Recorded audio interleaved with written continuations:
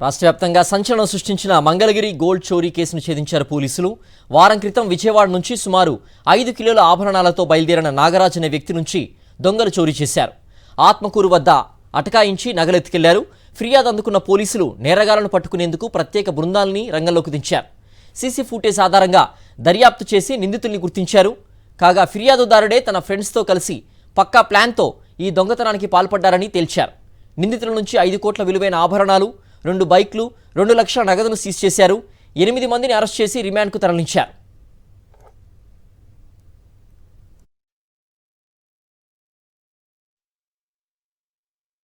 ఎవరు భరత్ ఉన్నారో వాళ్ళకి మెయిన్ ఈ ఐడియా రావడము, దీన్ని ఎగ్జిక్యూట్ ఇలాగా చేశామంటే ఎవరికి డౌట్ రాదని చెప్పడము. సో గోల్డ్ ఇప్పుడు ఆత్మకూరు జంక్షన్ దగ్గర వచ్చిందో అప్పుడు ఇర్ఫాన్, మోహన్, తర్వాత నవీన్, వీళ్ళు ముగ్గురు కూడా 2 బైక్స్ లో వచ్చి ఈ బ్యాగ్ ని తీసుకొని వెళ్ళిపోవడం జరిగింది.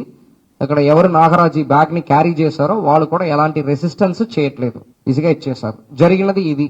యాక్చువల్లీ దాంట్లో మేము 5 days లో డిటెక్ట్ చేయడం జరిగింది. సో టెక్నికల్ టీం ఒక సైడ్ వర్క్ చేయండగా, ఎవరెవరు సస్పిషన్ ఉందో వాళ్ళని సెపరేట్ గా వర్క్ చేయండగా, సో అన్ని కూడా ప్యారలల్ గా వెళ్ళింది.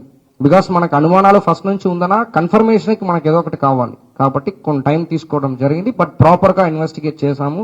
హైలైట్ ఏంటంటే ఉన్న గోల్డ్ ని ఎంటైర్ ఇంటాక్ట్ రికవరీ చేయడం అన్నది ఇక్కడ ఇంపార్టెంట్. అది కూడా చేయగలిగాము.